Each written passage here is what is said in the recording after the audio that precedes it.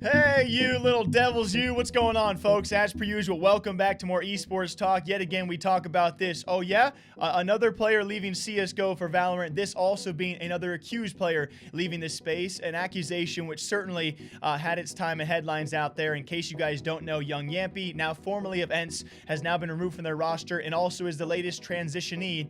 Is that a word?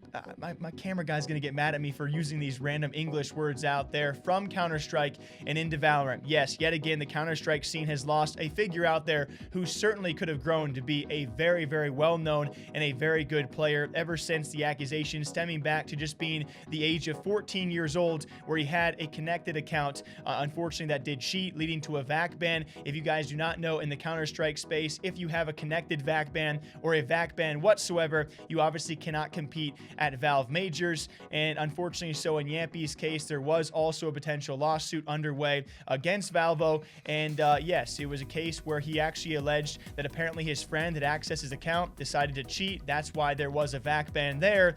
That was never proven, this nor that. It seems the process of actually pursuing that legal has all gone to waste. And again, probably a very expensive process, probably very tedious, also probably very lengthy, and now resulting in Jamppi making the final decision, which I am sure a lot of us did see coming. He will also be making the switch to Riot Games Valorant.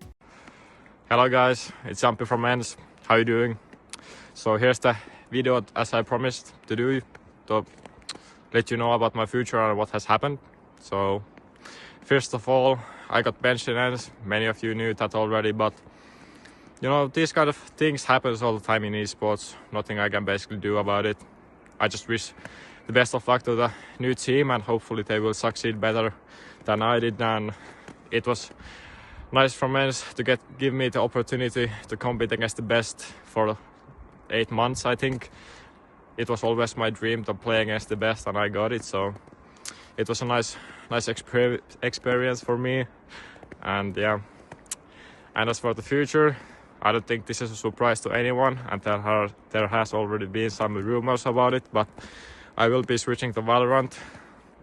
I think the first reason probably all of you know, but obviously it's like a fresh start for me, just mentally. Obviously, like in CS, I knew I could be one of the best players and compete against the best, but you know, there was always some things in my mind that about the ban and everything. So I think it's just the first start for me in Valorant, and I hope at least there's nothing that can stop me, like any bans or anything. So I think that's a like mentally also very good thing, that I can just play free and compete and hopefully become one of the best players in that game.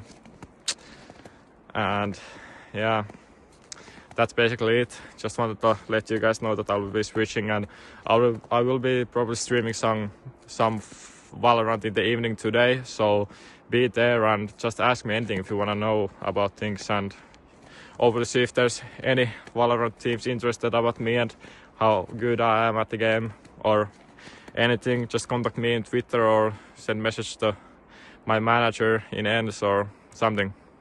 It was Jamppi. See you next time. Terkkuja.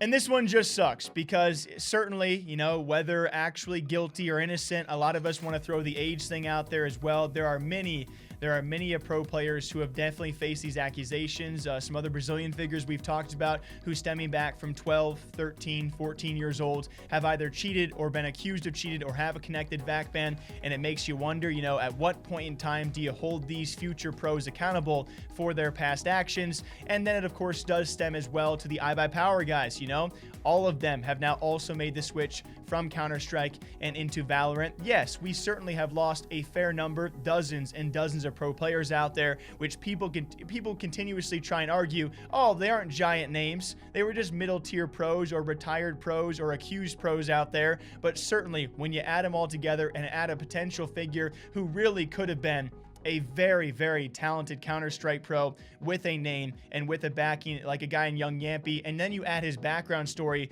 of being just 14 years old with a connected VAC ban, it just makes it all the more sucky that Valve could not, they did respond to the lawsuit, but could not maybe handle this a bit differently. Now, I don't know the stringents, I don't know behind the scenes, but to me, as a Counter-Strike fan, and yes, as a Valorant fan, it does still suck to see a lot of these players seemingly being forced to make the switch because of something, in Jamppi's case, they did when they were 14 years old. I'll tell you what, I peed in a sandbox when I was like 9 or 10, and I'm pretty sure that's late in the day to be peeing in sandboxes. Luckily enough, here at Esports Talk, they don't hold that against me yet. And it certainly, hopefully, won't cancel my career as an esports gaming streaming reporter. I don't know what you guys want to classify. Either way, at the end of the day, best of luck to young Jamppi. It's never fun to kind of cover these stories, but I cannot wait to see what team will pick him up, and super excited to see his future in a different FPS. What do you guys think? Until next time, drop a thought down below. Take a sip of Joe, take a sip of Juan Ka, stay hydrated. I'll catch you back here next time. Take care.